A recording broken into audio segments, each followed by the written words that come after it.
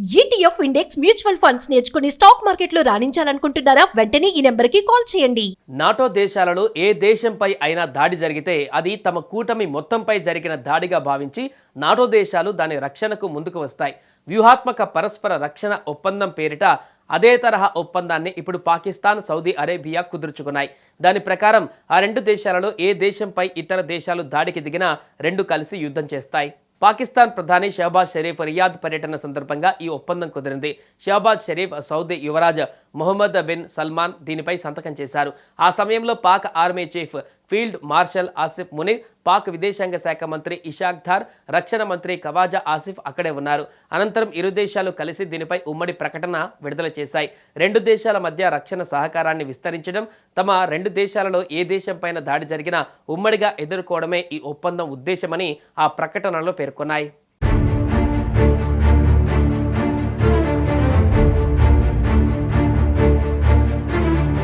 కాగా పాక్, సౌదీ నడుమ ఎన్నో ఏళ్లుగా జరుగుతున్న చర్చల ఫలితమే ఈ ఒప్పందమని సౌదీ అరేబియా తెలిపింది.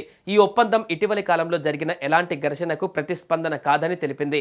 పాకిస్తాన్, సౌదీ అరేబియా మధ్య దశాబ్దాలుగా చిరకాలంగా కొనసాగుతున్న రక్షణ సహకారాన్ని అధికారికం చేసే ఒప్పందం ఒకటి పరిశీలనలో ఉందన్న విషయం భారత ప్రభుత్వానికి తెలుసని భారత విదేశాంగ శాఖ అధికార ప్రతినిధి రణ్ధీర్ జైస్వాల్ స్పష్టం చేశారు. ఈ ఒప్పందం వల్ల కలిగే వ్యూహాత్మక భద్రతా ప్రభావాలను భారత ప్రభుత్వం సమీక్షిస్తుందని ఆయన పేర్కొన్నారు. కాగా పాకిస్తాన్తో ఈ ఒప్పందం కుదిరినప్పటికీ న్యూఢిల్లీతో తమ సంబంధాలు మరింత బలోపేతమవుతాయని సౌదీ పేర్కొంది.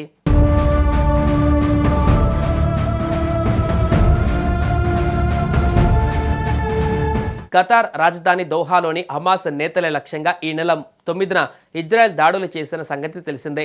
ఈ దాడి నేపథ్యంలో ఆర్గనైజేషన్ ఆఫ్ ఇస్లామిక్ కోఆపరేషన్ సభ్యత్వం ఉన్న దాదాపు 40 దేశాల అధినేతలు సెప్టెంబర్ 17న ఖతార్ నిర్వహించిన అత్యవసర సమావేశానికి హాజరయ్యారు.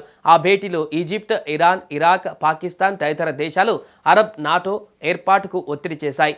ఆ భేటీ అయిన కొద్ది రోజులకే పాక్, సౌదీ నడుమ ఈ ఒప్పందం కుదరడం గమనార్హం. ఈ ఒప్పందం వల్ల భారత్కు ఎప్పటికైనా ప్రమాదం ఉంటుంది.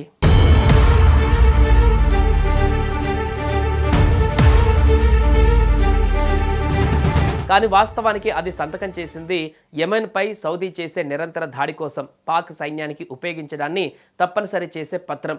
అలాగే సౌదీ అణ్వాయుధ రహిత దేశం కాబట్టి పాకిస్తాన్ తన వద్ద ఉందని భావించే ఏ అణ్వాయుధాలకైనా పరోక్షంగా యాక్సెస్ చేస్తుంది.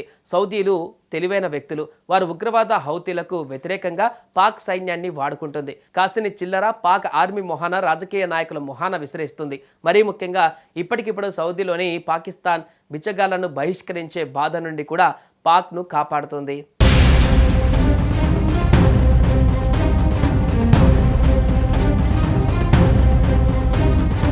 అయితే పాక్ తన కుటిల బుద్ధితో భారత్పై నేరుగా దాడికి పాల్పడకుండా ఉగ్రవాదుల ద్వారా దాడులు చేయిస్తే దానికి ప్రతిగా భారత్ ఆపరేషన్ సింధూర్ తరహా చర్య చేసినప్పుడు పాక్కు మద్దతుగా సౌదీ రంగంలోకి దిగితే తన వద్ద ఉన్న F-15 యుద్ధ విమానాలు, యూరో ఫైటర్ టైఫూన్లను పాకిస్తాన్కు సాయంగా పంపిస్తే ఈ ఒప్పందం వల్ల అలా జరిగే ప్రమాదం ఉంది. అయితే పాక్ దృష్టి భారత్పై ఉండొచ్చు కానీ సౌదీ అసలు లక్ష్యం ఇజ్రాయెల్ అని రక్షణ రంగ విశ్లేషకులు కొందరు అభిప్రాయపడుతున్నారు.